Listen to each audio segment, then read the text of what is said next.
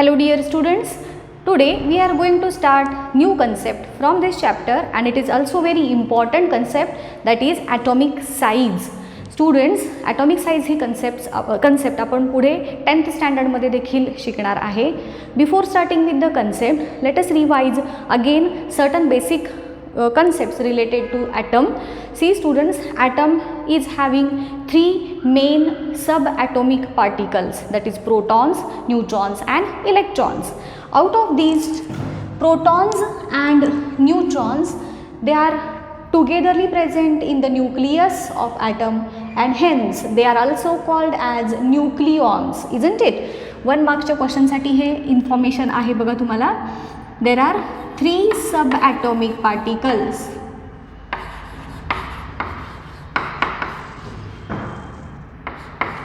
याच्यापेक्षाही जास्त अजून वेगळ्या प्रकारचे सबॲटॉमिक पार्टिकल्स ॲटममध्ये प्रेझेंट असतात, बट हे 3 आपण मेन पार्टिकल्स कन्सिडर करतो.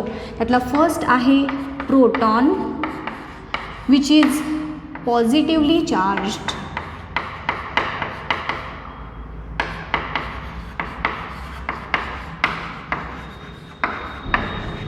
Then there is neutron, which is neutral in nature, neither positive nor negative, and there is another particle named electron, which is negatively charged particle. Okay, now these protons and neutrons, these are present. मी प्रोटॉनसाठी small P हा word आपण use करतो, न्यूट्रॉनसाठी small N आणि इथे आपण E म्हणूयात. नाव this protons plus neutrons, these together are present in the nucleus. Total ॲटमचे जर पार्ट्स कन्सिडर करायचे झाले तर देर आर 2 पार्ट्स. एक म्हणजे न्यूक्लियस आणि दुसरा म्हणजे एक्स्ट्रा न्यूक्लियर पार्ट. तो आपण आधी असं लिहून घेऊया. There are 2 parts of atom. हे देखील एक्झामसाठी 1 मार्कच्या क्वेश्चनसाठी हे विचारलं जातं बघा. 3 सबॲटॉमिक पार्टिकल्स, 2 पार्ट्स ऑफ ॲटम. त्यातला पहिला पार्ट आहे nucleus and the second part is extra nuclear part. असे ॲटमचे आपण 2 भागांच्या मध्ये डिस्ट्रीब्युशन किंवा डिव्हायडेशन करू शकतो. आता बघा, या न्यूक्लियसमध्ये प्रेझेंट असतात proton and neutrons. These are present in nucleus and hence they are called as nucleons, isn't it? हे एक आपण 8th स्टँडर्डमध्ये शिकलो. नाव in the extra nuclear part electrons are there,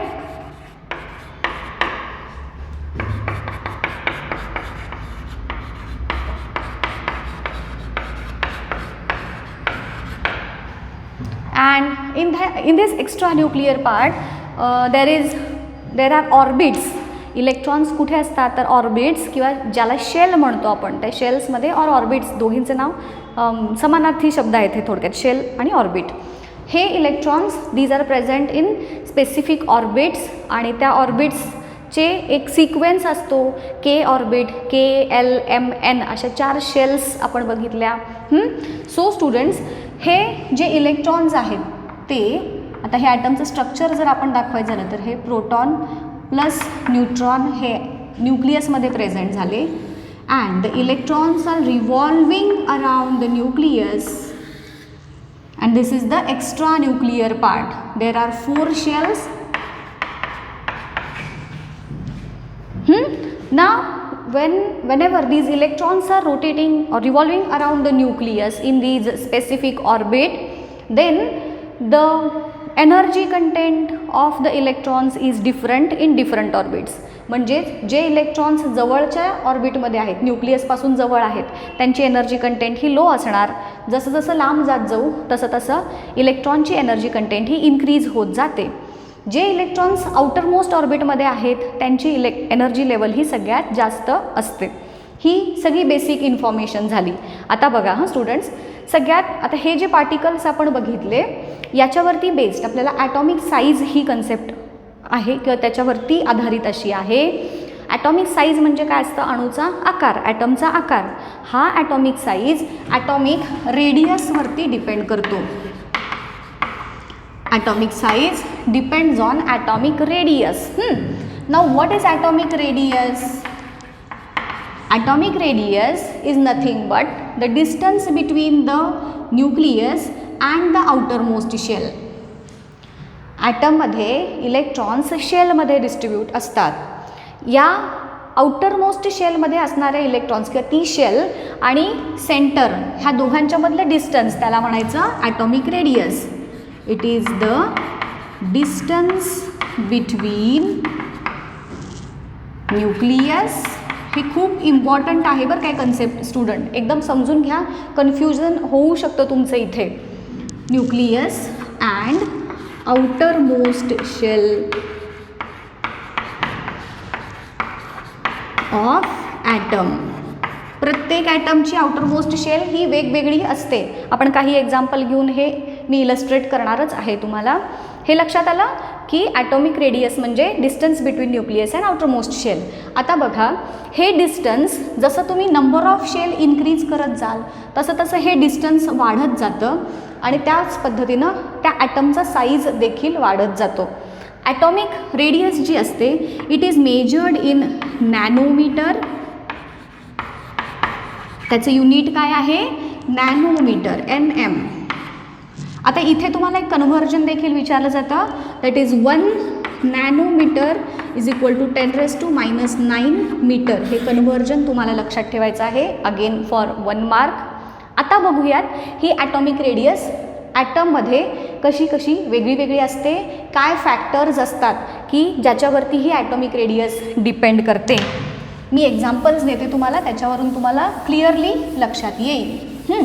आपण सपोज एक ॲटम घेऊ, हायड्रोजन. हायड्रोजनमध्ये 1 इलेक्ट्रॉन आहे and this 1 electron is present in the K shell of hydrogen. हे त्याचं इलेक्ट्रॉनिक कॉन्फिगरेशन झालं. इलेक्ट्रॉन कॉन्फिगरेशन आपण शिकलो आहे की नाही. नाव सपोज हेलियम घेऊ. हेलियमचा ॲटॉमिक नंबर आहे 2, म्हणजे त्याच्याकडे 2 इलेक्ट्रॉन्स आहेत. हे 2 इलेक्ट्रॉन्स सेकंड शेलमध्ये प्रेझेंट आहेत. नेक्स्ट घेऊ सपोज लिथियम, ज्याचा ॲटॉमिक नंबर 3 आहे, म्हणजे इलेक्ट्रॉन्स पण 3 आहेत. First orbit. बघा, तुम्हाला माहिती आहेत ना प्रत्येक शेलची maximum electron holding capacity different असते. के शेलमध्ये मॅक्झिमम 2 इलेक्ट्रॉन ऑक्युपाय होतात. त्यानंतर एलमध्ये 8, 18 आणि 32 अशी प्रत्येक शेलची इलेक्ट्रॉन होल्डिंग कपॅसिटी ही डिफरंट असते. सो आता ह्या लिथियमकडे 3 इलेक्ट्रॉन्स आहेत. सो याचं कॉन्फिगरेशन आपण 2-1 असं लिहिणार. म्हणजे फर्स्ट शेलमध्ये 2 इलेक्ट्रॉन्स आणि सेकंड शेलमध्ये 1 इलेक्ट्रॉन. ही फर्स्ट शेल झाली and this is second shell. First शेलमध्ये मी 2 इलेक्ट्रॉन्स दाखवले, सेकंड शेलमध्ये 1 इलेक्ट्रॉन. हे लिथियमचं कॉन्फिगरेशन झालं. आता नेक्स्ट घेऊ बेरिलियम, ज्याचा ॲटॉमिक नंबर 4 आहे, म्हणजेच इलेक्ट्रॉन्स 4 आहेत. कॉन्फिगरेशन होईल याचं 2-2, म्हणजेच याच्याकडे 2 शेल्स आहेत. त्या 2 शेल्सपैकी फर्स्ट शेलमध्ये 2 इलेक्ट्रॉन्स, सेकंड शेलमध्ये 2 इलेक्ट्रॉन्स. आता आपण ह्याच्यावरून ॲटॉमिक साईजची कन्सेप्ट काय असते ते बघूयात. बघा, जसं मी तुम्हाला सांगितलं distance between nucleus and outer most shell. आता इन केस ऑफ हायड्रोजन हे न्यूक्लियस आहे, ही आउटर शेल आहे. So this is the atomic radius. In case of helium nucleus आणि एकच शेल आहे. So this is atomic radius. Here this is nucleus, this is outer most shell, hence it will be atomic radius. In case of beryllium this is the atomic radius. Outermost शेलमधलं आणि nucleus ह्या दोघांच्यामधलं distance. आता बघा, एक तर तुमच्या गोष्ट इथं लक्षात आली असेल क्लिअरली की जसं जसं नंबर ऑफ शेल्स इन्क्रीज होत जातात, म्हणजे ज्या ॲटममध्ये 1 शेल आहे त्याच्यापेक्षा ज्याच्यामध्ये 2 शेल्स आहेत त्याचा ॲटॉमिक साईज हा मोठा असणार. का? तर नंबर ऑफ शेल वाढत गेलेत. इथं जर 1 शेल आहे तर ही ॲटॉमिक रेडियस झाली. ज्याच्यामध्ये 2 शेल्स आहेत त्याची ॲटॉमिक रेडियस ही अजून मोठी. ज्याच्यामध्ये 3 शेल्स आहेत त्याची ॲटॉमिक रेडियस अजून मोठी. म्हणजेच नंबर ऑफ शेल्स जशा जशा इन्क्रीज होत जातात तसा तसा ॲटॉमिक रेडियस वाढत जाते आणि म्हणून ॲटॉमिक साईज पण वाढत जातो. Got it? आता हे झालं शेल वाढत गेला तर. पण आता जे मेन प्रश्न आहे तो असा आहे की जर सेम शेलमध्ये म्हणजे शेल नंबर न वाढता जर त्या सेम शेलमध्ये इलेक्ट्रॉन्स वाढत असतील तर ॲटॉमिक रेडियस काय होणार, वाढणार की कमी होणार ते आपण बघूयात. फॉर एक्झाम्पल इथे जेव्हा आपण लिथियम कन्सिडर करूयात किंवा हे पहिलं हायड्रोजन आणि हेलियमचंच उदाहरण घेऊ. हायड्रोजनमध्ये पण 1 शेल आहे, हेलियममध्ये पण 1 शेल आहे. पण म्हणून एक सेम शेल म्हणून ॲटॉमिक साईज सेम नसतो. मग काय फरक येतो? तर अशा वेळेस आता नीट समजून घ्या, हे एक्सप्लेनेशन नीट समजून घ्या. जेव्हा सेम नंबर ऑफ शेल असतात आणि त्या शेलमध्ये असणारे इलेक्ट्रॉन्स डिफरंट असतात तेव्हा ज्या ॲटमच्या आउटर शेलमध्ये मॅक्झिमम इलेक्ट्रॉन्स असतात तो ॲटम लहान असतो. म्हणजेच here in case of hydrogen and lithium हायड्रोजनचा ॲटम हा मोठा आहे, हेलियमचा ॲटम हा लहान आहे. आता का? त्याचं कारण सांगते. बघा इथे 1 इलेक्ट्रॉन आहे एक शेलमध्ये, इथे एकच शेल आहे पण त्याच्यात 2 इलेक्ट्रॉन्स आहेत. जेव्हा नंबर ऑफ इलेक्ट्रॉन्स वाढत जातात सेम शेलमध्ये तेव्हा स्टुडंट्स इलेक्ट्रॉन्स आणि पॉझिटिव्हली चार्ज्ड प्रोटॉन्स, सेंटरमध्ये प्रोटॉन्स आहेत, इलेक्ट्रॉन्स निगेटिव्हली चार्ज्ड आहेत. सो पॉझिटिव्हली चार्ज्ड प्रोटॉन्स आणि निगेटिव्हली चार्ज्ड इलेक्ट्रॉन्स यांच्यामध्ये फोर्स ऑफ अट्रॅक्शन असतो. जेवढे नंबर ऑफ इलेक्ट्रॉन्स वाढतात तेवढेच प्रोटॉन पण वाढतात. हे आपण शिकलोय की प्रोटॉन नंबर जेवढा आहे तेवढाच नंबर ऑफ इलेक्ट्रॉन पण असतात. बरोबर? मग इथे 2 इलेक्ट्रॉन्स वाढले म्हणजे इथे प्रोटॉन्स पण 2 असणार आहेत. आता whenever we consider the force of attraction between protons and electrons, बघा इथे 1 इलेक्ट्रॉन आणि 1 प्रोटॉन यांच्यामध्ये असणारा फोर्स हा 2 इलेक्ट्रॉन्स अँड 2 प्रोटॉन्स यांच्यामध्ये असणाऱ्या फोर्सपेक्षा कमी असणार. म्हणजे हे 2 इलेक्ट्रॉन्स आणि प्रोटॉन्स ह्याच्यामध्ये असणारे त्यांच्यामध्ये जास्त फोर्स असणार. नंबर ऑफ इलेक्ट्रॉन्स वाढले की फोर्स ऑफ अट्रॅक्शन वाढत जातो सेम शेलमध्ये. आता हे हायड्रोजन आणि हेलियमचं झालं. लिथियम बेरिलियमच्या बाबतीत पण सेम. लिथियमच्या आउटरमोस्ट शेलमध्ये 1 इलेक्ट्रॉन आहे, बेरिलियमच्या आउटरमोस्ट शेलमध्ये 2 इलेक्ट्रॉन्स आहेत. मग again number of electrons same शेलमध्ये जास्त आहेत म्हणून ते इलेक्ट्रॉन्स प्रोटॉनकडे जास्त अट्रॅक्ट होणार. आलं लक्षात? जेवढे number of protons number of electrons जास्त तेवढा फोर्स ऑफ अट्रॅक्शन जास्त आणि त्यामुळं ते इलेक्ट्रॉन्स प्रोटॉनकडे जास्त खेचले जातात आणि म्हणून या केसमध्ये बेरिलियमचा ॲटम लिथियमपेक्षा लहान आहे. येत आहे लक्षात? मॅग्नेटसारखं इमॅजिन करा रे. मोठं मॅग्नेट म्हटलं की जास्त फोर्स ऑफ अट्रॅक्शन.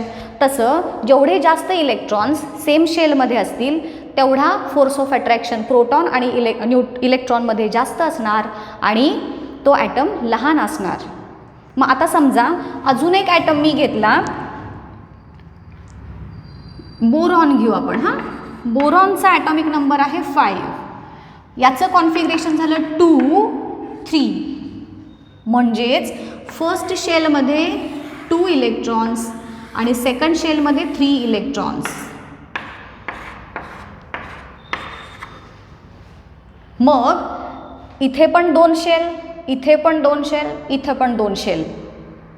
आता मी जर तुम्हाला विचारलं लिथियम, बेरिलियम आणि बोरॉन या तिघांपैकी स्मॉलेस्ट ॲटम कोणता, तर ज्या ॲटमच्या आउटर शेलमध्ये जास्त इलेक्ट्रॉन आहे तो ॲटम मोठा असणार. म्हणजे इथं बोरॉनचा ॲटम सगळ्यात मोठा ह्या तिघांच्या मध्ये आपण कम्पेअर करतोय. हां, त्याच्यानंतर बेरिलियमचा लहान बोरॉनचा ॲटम जो आहे तो सगळ्यात लहान आहे, कारण ह्याच्या आउटर शेलमध्ये 3 इलेक्ट्रॉन्स आहेत. त्याच्यानंतर जरासा मोठा ॲटम बेरिलियमचा आणि सगळ्यात मोठा ॲटम लिथियमचा. ह्या तिघांच्यात आपण कम्पेअर करताना सांगूया. डोक्यात आलं का बघा? जेव्हा सेम शेल्स असतात आणि त्याच्यामध्ये इलेक्ट्रॉन्स जेव्हा ॲड होतात तेव्हा मोर इलेक्ट्रॉन्स जेवढे असतील तेवढा स्मॉल ॲटम असणार आणि जेवढे कमी इलेक्ट्रॉन तेवढा ॲटम मोठा असणार. त्याच्या मागचं रिझन कळालं तुम्हाला? हे महत्त्वाचं आहे, समजून घ्या. एक्झाममध्ये तुम्हाला असे विचारले जातात की असे देतील कॉन्फिगरेशन तुम्हाला आणि ह्यापैकी लहान ॲटम कुठला, मोठा ॲटम कोणता साईज, ॲटॉमिक साईजच्या इन्क्रीजिंग ऑर्डरप्रमाणे अरेंज करा, डिक्रीजिंग ऑर्डरप्रमाणे अरेंज करा. असा प्रश्न जेव्हा तुम्हाला विचारला जातो तेव्हा लक्षात घ्यायचं नंबर ऑफ शेल्स जेवढे जास्त तेवढा ॲटॉमिक साईज वाढत जातो. शेल नंबर जेवढा इन्क्रीज होत जाईल तेवढा ॲटॉमिक साईज पण इन्क्रीज होणार. म्हणजे इथे हेलियमपेक्षा लिथियमचा ॲटम मोठा. आता बघा, हां इथे दाखवते तुम्हाला.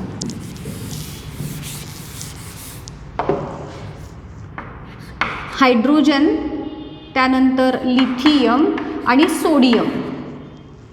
हायड्रोजनमध्ये 1 शेल असते, 1 इलेक्ट्रॉन आहे. लिथियममध्ये 3 इलेक्ट्रॉन्स आहेत आणि सोडियममध्ये 11 इलेक्ट्रॉन्स आहेत. हायड्रोजनचं कॉन्फिगरेशन 1, याचं 2-1 आणि याचं 2-8-1. हायड्रोजनमध्ये 1 शेल, लिथियममध्ये 2 शेल्स, सोडियममध्ये 3 शेल्स. या केसमध्ये हायड्रोजनपेक्षा लिथियमचा ॲटम मोठा, लिथियमपेक्षा सोडियमचा ॲटम मोठा. का? कारण नंबर ऑफ शेल्स वाढत गेले. आलं लक्षात? हे कधी झालं?